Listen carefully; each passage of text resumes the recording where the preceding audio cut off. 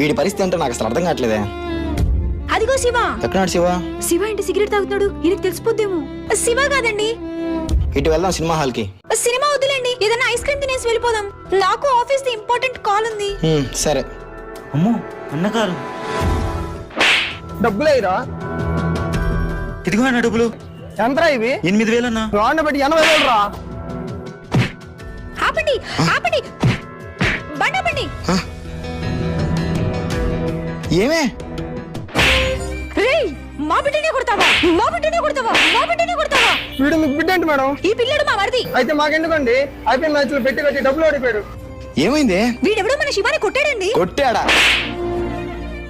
ఎందుకు కొట్టారా నా తమ్ముడిని? ఈ పిల్లడు బెట్టింగ్ లో డబ్బులు ఓడిపోయి డబ్బులు ఇవ్వట్లేదన్నా, నన్ను ఎందుకు కొడుతున్నారు? జోదం ఎగలేదంటే అందులో మళ్ళీ రిబాబు రేయ్.